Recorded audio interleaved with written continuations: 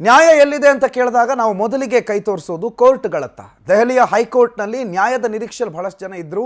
ಅಲ್ಲಿನ ಜಡ್ಜ್ ಕೊಟ್ಟಿದ್ದಂತಹ ಒಂದಿಷ್ಟು ಆದೇಶವನ್ನು ಸ್ವೀಕಾರ ಮಾಡಿದರು. ಆದರೆ ದೆಹಲಿ ಹೈಕೋರ್ಟ್ ಜಡ್ಜ್ ಮನೆಯಲ್ಲಿ ಕಂತೆ ಹಣ ಕೂಡ ಪತ್ತೆಯಾಗಿತ್ತು. ಅದು ಒಂದು ಆತಂಕ, ಅನುಮಾನ ಎಲ್ಲದಕ್ಕೂ ಕಾರಣ ಆಗಿತ್ತು. ಈ ಹಣದ ವಿಡಿಯೋವನ್ನು ಖುದ್ದು ರಿಲೀಸ್ ಮಾಡಿದೆ ಸುಪ್ರೀಂ ಕೋರ್ಟ್. ಜಡ್ಜ್ ಒಬ್ಬರ ಗ್ರಾಚಾರ, ಪಾಪ ಮನೆಗೆ ಬೆಂಕಿ ಬಿದ್ದಿತ್ತು. ಆ ಮನೆಗೆ ಬೆಂಕಿ ಬಿದ್ದಿದ್ದಂಥ ಸಂದರ್ಭದಲ್ಲಿ ಹಣ ಪತ್ತೆಯಾಗಿತ್ತು. ಶನಿವಾರ ತಡರಾತ್ರಿ ಅಚ್ಚರಿ ರೀತಿಯಲ್ಲಿ ಹಣದ ವಿಡಿಯೋವನ್ನು ಸುಪ್ರೀಂ ರಿಲೀಸ್ ಮಾಡಿದೆ. ಕಂತೆ ಹಣ, ಅರೆ ಬರೆ ಸುಟ್ಟೋಗಿವೆ ನೋಟ್ಗಳು. ಈ ವಿಡಿಯೋವನ್ನು ಸ್ವತಃ ಸುಪ್ರೀಂ ಕೋರ್ಟೇ ರಿಲೀಸ್ ಮಾಡಿರೋದು.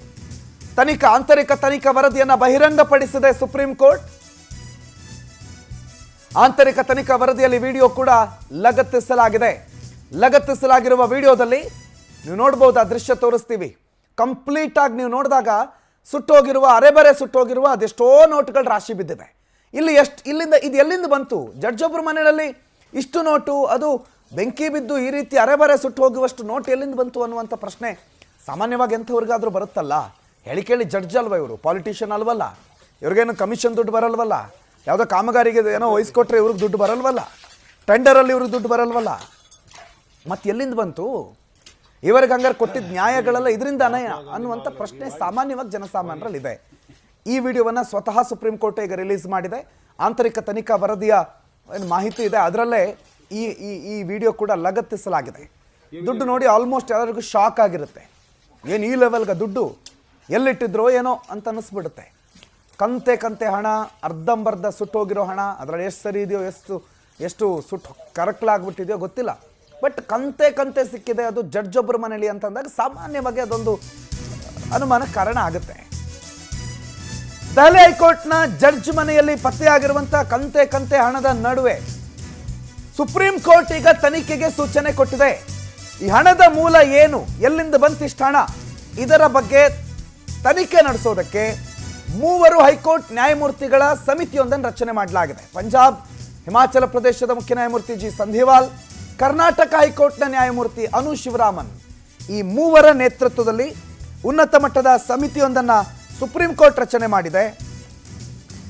ಈ ಸಮಿತಿ ಈ ಹಣದ ಮೂಲ ಏನು ಅನ್ನೋದನ್ನ ಪತ್ತೆ ಹಚ್ಚಬೇಕು. ಅದ್ರ ಜೊತೆಗೆ ಯಾರ ಮನೆಯಲ್ಲಿ ಈಗ ದುಡ್ಡು ಸಿಕ್ತಲ್ಲ ಅವ್ರನ್ನ ಮೊದಲಿಗೆ ಅಲಹಾಬಾದ್ ಹೈಕೋರ್ಟ್ಗೆ ವರ್ಗಾವಣೆ ಮಾಡ್ತಾರೆ.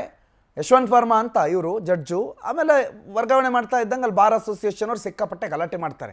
ಎಲ್ಲ ದುಡ್ಡು ಸಿಕ್ಕಿದೆ, ಇವ್ರನ್ನ ಕರ್ಕೊಂಬಂದು ಇಲ್ಲಿ ಬಿಡ್ತೀರಾ, ನಮ್ಮ ಕ್ಲೈಂಟ್ಗಳಿಗೆ ಮೋಸ ಆಗಲಿನಾ ಅಂತ ಒಂದು ಆಕ್ರೋಶ, ಒಂದು ಆಕ್ಷೇಪ ವ್ಯಕ್ತ ಆಗುತ್ತೆ. ಈಗ ಸದ್ಯಕ್ಕೆ ಇದೆ ಯಶವಂತ್ ವರ್ಮಾ ಇದ್ದಾರಲ್ಲ, ನೀವು ಫೋಟೋದಲ್ಲಿ ಗಮನಿಸ್ತಾ ಇರೋ ವ್ಯಕ್ತಿ, ಅವ್ರದ್ದೇ ಮನೆಗೆ ಬಿದ್ದಿರುವಂಥ ಬೆಂಕಿ, ಅವ್ರದ್ದೇ ಮನೆಯಲ್ಲಿ ಕಾಣಿಸಿರುವಂಥ ಕಂತೆ ನೋಟು, ಇದನ್ನು ಸುಪ್ರೀಂ ಕೋರ್ಟ್ ರಿಲೀಸ್ ಮಾಡಿದೆ. ಆ ನಡುವೆ ಈಗ ಜಡ್ಜ್ ಯಾರಿದ್ದಾರೆ ಯಶವಂತ್ ವರ್ಮಾ ಅಲ್ಲ, ಅವ್ರಿಗೆ ನೀವೆಲ್ಲೂ ಕೆಲಸ ಮಾಡೋದು ಬೇಡ ಸದ್ಯಕ್ಕೆ ಅಂತ ಎಲ್ಲೂ ಕಾರ್ಯನಿರ್ವಹಿಸದಂತೆ ಸೂಚನೆ ಕೊಟ್ಟಿದ್ದಾರೆ. ಸೊ ಈ ಆರೋಪ, ಈಗ ಏನು ಸಮಿತಿ ರಚನೆ ಮಾಡಿದ್ದಾರೆ ಅದರ ತನಿಖಾ ವರದಿ ಎಲ್ಲ ಬಂದಮೇಲೆ ಇವ್ರ ಆರೋಪ, ಇವ್ರು ನಿಜವಾಗ್ಲೂ ದುಡ್ಡು ಮಾಡಿದ್ರ ಅಥವಾ ಇವ್ರ ಮೇಲೆ ಕೋಪಕ್ಕೆ ಯಾರೋ ದುಡ್ಡು ತಂದಿಟ್ರ ಗೊತ್ತಾಗುತ್ತಲ್ಲ. ಆ ಎಲ್ಲ ಆರೋಪಗಳಿಗೆ ಉತ್ತರ ಸಿಗೋವರೆಗೂ ನೀವೆಲ್ಲೂ ಜಡ್ಜಾಗಿ ಕೆಲಸ ಮಾಡೋದು ಬೇಡ, ಆರಾಮಾಗಿ ರೆಸ್ಟ್ ಮಾಡಿ ಅಂತ ಸುಪ್ರೀಂ ಕೋರ್ಟ್ ಹೇಳಿದೆ. 3 ಹೈಕೋರ್ಟ್ ನ್ಯಾಯಮೂರ್ತಿಗಳ ನೇತೃತ್ವದ ಸಮಿತಿ ರಚನೆಯಾಗಿದೆ. ಸಂತೋಷ್ ಈ ಬಗ್ಗೆ ಹೆಚ್ಚಿನ ಮಾಹಿತಿ ಕೊಡ್ತಾರೆ, ನೇರ ಸಂಪರ್ಕದಲ್ಲಿ ಜಾಯ್ನ್ ಆಗಿದ್ದಾರೆ. ಸಂತೋಷ್, ಇವರೇನು ಪಾಲಿಟಿಷಿಯನ್ ಅಲ್ಲ, ಇವ್ರಿಗೆ ಏನೋ ಇದೇನೋ ಬರುತ್ತೆ, ಪ್ರತಿ ತಿಂಗಳು ಇಂತಿಂತ ಹಣ ಬಂದು ಸೇರುತ್ತೆ ಅನ್ನೋದಕ್ಕೆ ನ್ಯಾಯಮೂರ್ತಿಗಳು, ಜಡ್ಜು, ನಾವೆಲ್ಲ ಕೈ ಎತ್ತಿ ಮುಗಿಯುವಂಥ ವ್ಯಕ್ತಿ. ಇವ್ರ ಮನೇಲಿ ಇಷ್ಟು ಹಣ ಎಲ್ಲಿಂದ? ಈ ಪ್ರಕರಣಕ್ಕೆ ಸಂಬಂಧಪಟ್ಟಂಥ ಅಪ್ಡೇಟ್ಸ್ಗಳು ಏನೇನಾಗ್ತಾ ಇದೆ ಸಂತೋಷ್? ಖಂಡಿತ ಪ್ರಣಕ್ತ, ಮುಖ್ಯವಾಗಿ ಯಶವಂತ್ ವರ್ಮಾ ಅವರ ಮನೆಯಲ್ಲಿ ಲಭಿಸಿರುವಂತಹ ಕಂತೆ ರಾಶಿ ಮಟ್ಟದ ಹಣಗಳ ಬಗ್ಗೆ ಇದೀಗ ಸಾಕಷ್ಟು ನಾನಾ ರೀತಿಯಾದಂತಹ ಅನುಮಾನಗಳು ವ್ಯಕ್ತವಾಗ್ತಾ ಇದೆ. ಯಾಕೆಂತ ಹೇಳಿದ್ರೆ, ಸಹಜವಾಗಿ ರಾಜಕೀಯ ವ್ಯಕ್ತಿಗಳು ಚುನಾವಣೆ ಸಂದರ್ಭದಲ್ಲಿ ಅಥವಾ ಬೇರೆ ಬೇರೆ ಅಧಿಕಾರದಲ್ಲಿ ಇದ್ದಂತ ಸಂದರ್ಭದಲ್ಲಿ ಹಣಗಳನ್ನ ಮನೆಯಲ್ಲಿ ಸಂಗ್ರಹ ಮಾಡುವಂತದ್ದು ಸಹಜವಾಗಿರುತ್ತೆ. ಆದ್ರೆ ಇತ್ತೀಚೆಗೆ ಸ್ವಲ್ಪ ರಾಜಕೀಯ ವ್ಯಕ್ತಿಗಳು ಕೂಡ ಆ ರೀತಿಯಾದಂತಹ ಒಂದು ವ್ಯವಸ್ಥೆಗಳಿಗೆ ತಮ್ಮ ಕಡಿವಾಣಗಳನ್ನ ಹಾಕೊಂಡಿರ್ತಾರೆ. ಆದ್ರೆ ಕಾನೂನಿನ ಚೌಕಟ್ಟಿನಲ್ಲಿ ಇರುವಂತಹ ಜಡ್ಜ್ಗಳಿರ್ಬೋದು ಅಥವಾ ವಕೀಲರುಗಳಿರ್ಬೋದು, ಈ ರೀತಿಯಾದಂತಹ ಒಂದು ದೊಡ್ಡ ಮಟ್ಟದ ರಾಶಿ ಕಂತೆ ಹಣಗಳನ್ನ ಮನೆಗಳಲ್ಲಿ ಯಾಕೆ ಇಟ್ಟುಕೊಂಡಿದ್ರು? ಇಷ್ಟು ದೊಡ್ಡ ಮಟ್ಟದ ಹಣ ಪತ್ತೆ ಆದಂತಹ ಸಂದರ್ಭದಲ್ಲೂ ಕೂಡ, ಅದರಲ್ಲೂ ಮುಖ್ಯವಾಗಿ ಯಶವಂತ್ ವರ್ಮಾ ಅವರ ಮನೆಯಲ್ಲಿ ದೆಹಲಿ ಹೈಕೋರ್ಟ್ನ ಜಡ್ಜ್ ಆಗಿ ಸೇವೆಯನ್ನು ಸಲ್ಲಿಸ್ತಾ ಇರ್ತಾರೆ.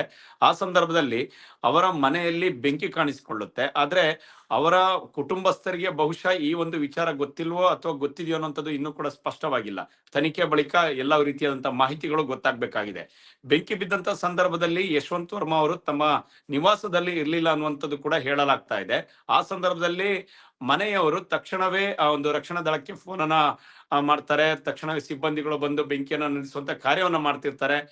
ಆಗ ಕೊಂಚ ಮಟ್ಟಿನ ರಾಶಿ ಕಂತೆಯ ಆ ಒಂದು ಜಾಗದಲ್ಲಿ ಸುಟ್ಟು ಕರಕಲಾಗಿರುವಂತಹ ನೋಟುಗಳಿರ್ಬೋದು, ಮತ್ತಷ್ಟು ನೋಟುಗಳು ಹಾಗೆ ರಾಶಿಗಳು ಅಲ್ಲಿ ಕಾಣಸಿಗುತ್ತೆ. ಅದರ ಬಗ್ಗೆ ಅನುಮಾನಗಳು ಸಹಜ ಸಿಬ್ಬಂದಿಗಳಿಗೆ ವ್ಯಕ್ತವಾಗುತ್ತೆ. ಅದರ ಬಗ್ಗೆ ಸಂಪೂರ್ಣ ಮಾಹಿತಿಗಳನ್ನ ಪೊಲೀಸರಿಗೆ ನೀಡ್ತಾರೆ, ಸಂಬಂಧಪಟ್ಟಂತ ಅಧಿಕಾರಿಗಳಿಗೆ ನೀಡುವಂತಹ ಪ್ರಯತ್ನವನ್ನ ಮಾಡ್ತಾರೆ. ಅದಾದ ಬಳಿಕ ಇದು ದೊಡ್ಡ ಮಟ್ಟದಲ್ಲಿ ಸಾಮಾಜಿಕ ತಾಣದಿರಬಹುದು, ಜೊತೆಗೆ ಅದನ್ನ ಪ್ರಕರಣ ದಾಖಲಿಸುವಂತಹ ಪ್ರಯತ್ನವನ್ನ ಮಾಡ್ತಾರೆ. ನೇರವಾಗಿ ಸುಪ್ರೀಂ ಕೋರ್ಟ್ ಗಮನಕ್ಕೂ ಕೂಡ ಹೋಗುತ್ತೆ. ಆ ಸಂದರ್ಭದಲ್ಲಿ ಆ ಮುಖ್ಯಮೂರ್ತಿಯಾಗಿರುವಂತಹ ಸಂಜೀವ್ ಖನ್ನಾ ಅವರು ಸ್ಪಷ್ಟವಾದಂತ ಒಂದು ನಿಲುವನ್ನು ತೆಗೆದುಕೊಳ್ತಾರೆ. ನ್ಯಾಯಾಂಗ ವ್ಯವಸ್ಥೆಯಲ್ಲಿ ಈ ರೀತಿಯಾದಂತಹ ಒಂದು ಆರೋಪಗಳು ಬರುವಂತದ್ದು ಅಷ್ಟು ಸಮಂಜಸವಲ್ಲ, ತಕ್ಷಣ ಇದನ್ನ ಕ್ರಮವನ್ನು ತೆಗೆದುಕೊಳ್ಬೇಕು ಅನ್ನೋ ನಿಟ್ಟಿನಿಂದಾಗಿ ಒಂದು ಸಮಿತಿ, ಆಂತರಿಕ ಸಮಿತಿಯನ್ನ ರಚನೆ ಮಾಡಿ ಅವರನ್ನ ಮೂಲ ಒಂದು ಕೋರ್ಟ್ ಇದ್ದಂತ, ಅಂದ್ರೆ ಮೂಲವಾಗಿ ಸೇವೆ ಸಲ್ಲಿಸಿದಂತಹ ಅಲಹಾಬಾದ್ ಹೈಕೋರ್ಟ್ಗೆ ಅವರನ್ನ ವರ್ಗಾವಣೆ ಮಾಡ್ತಾರೆ. ಆದ್ರೆ ಇದೀಗ ಲಭ್ಯವಾಗ್ತಿರುವಂತಹ, ಯಾಕೆಂತ ಹೇಳಿದ್ರೆ ಯಾವಾಗ ಬೆಂಕಿಯನ್ನ ನಂದಿಸುವಂತಹ ಕೆಲಸಕ್ಕೆ ಹೋದಂತ ಸಂದರ್ಭದಲ್ಲಿ ಅಲ್ಲಿ ಸಿಬ್ಬಂದಿಗಳು ಒಂದು ಕೋಣೆಯಲ್ಲಿ ರಾಶಿ ಹಣಗಳನ್ನ ನೋಡಿರ್ತಾರೆ. ಅದರ ಬಗ್ಗೆ ಸಂಪೂರ್ಣ ವಿಡಿಯೋಗಳನ್ನ ಸುಪ್ರೀಂ ಕೋರ್ಟ್ಗೆ ನೀಡುವಂತಹ ಪ್ರಯತ್ನವನ್ನು ಮಾಡಿರುವಂತಹ ಮುಖಾಂತರವಾಗಿ ಇದೀಗ ಅವರಿಗೆ ಯಾವುದೇ ರೀತಿಯಾದಂತಹ ಒಂದು ನ್ಯಾಯಾಂಗದ ಕೆಲಸಕ್ಕೆ ತಾವು ನಿಗದಿಪಡಿಸದಂತೆ ಈಗ ಕೇವಲ ವರ್ಗಾವಣೆಯನ್ನು ಮಾತ್ರ ಕೊಟ್ಟಿರುವಂತದ್ದು. ಇನ್ನು ಉಳಿದಂತೆ ಈ ಒಂದು ತನಿಖೆಯನ್ನ, ಪ್ರಕರಣಕ್ಕೆ ಸಂಬಂಧಪಟ್ಟಂತೆ ತನಿಖೆಯನ್ನ ಚುರುಕಾಗಿ ನಡೆಸಬೇಕು ಅಂತ 3 ನೇತೃತ್ವದ ನ್ಯಾಯಾಧೀಶರ ಒಂದು ಸಮಿತಿಯನ್ನು ಕೂಡ ನಡೆಸಲಾಗಿದೆ. ಆ ಒಂದು ಸಮಿತಿಯಲ್ಲಿ ಎಷ್ಟರ ಮಟ್ಟಿಗೆ ಇವರ ಈ ಒಂದು ಮನೆಯಲ್ಲಿ ಸಿಕ್ಕಿರುವಂತಹ ಹಣದ ಬಗ್ಗೆ ಮೂಲ ಏನು, ಎಲ್ಲಿಂದ ಬಂತು, ಈ ರೀತಿಯಾದಂತಹ ಸಂಪೂರ್ಣ ಎಲ್ಲ ತನಿಖೆಗಳನ್ನ ನಡೆಸಿ ಒಂದು ವರದಿಯನ್ನ ಸುಪ್ರೀಂ ಕೋರ್ಟ್ಗೆ ಸಲ್ಲಿಸಲಾಗುತ್ತೆ. ಆ ವರದಿಯ ಬಳಿಕ ಅವರಿಗೆ ಮುಂದಿನ ಯಾವ ರೀತಿಯಾದಂತಹ ಸೇವೆಯನ್ನು ಸಲ್ಲಿಸಬೇಕು, ಜೊತೆಗೆ ಯಾವ ರೀತಿಯ ಕ್ರಮಗಳನ್ನು ತೆಗೆದುಕೊಳ್ಬೇಕು, ಅಲ್ಲಿಯವರೆಗೂ ಅವರು ರಾಜೀನಾಮೆ ಸ್ವ ಇಚ್ಛೆಯಿಂದ ಕೊಡ್ತಾರೋ ಅಥವಾ ಯಾವ ರೀತಿಯಾದಂತಹ ಒಂದು ತನಿಖೆಗಳಲ್ಲಿ ಭಾಗಿಯಾಗ್ತಾರೆ ಅನ್ನೋದನ್ನು ಕೂಡ ಮುಂದಿನ ದಿನಗಳಲ್ಲಿ ಕಾದ್ ನೋಡ್ಬೇಕಾಗುತ್ತೆ. ಥ್ಯಾಂಕ್ ಯು ಸಂತೋಷ್ ಮಾಹಿತಿಗೆ.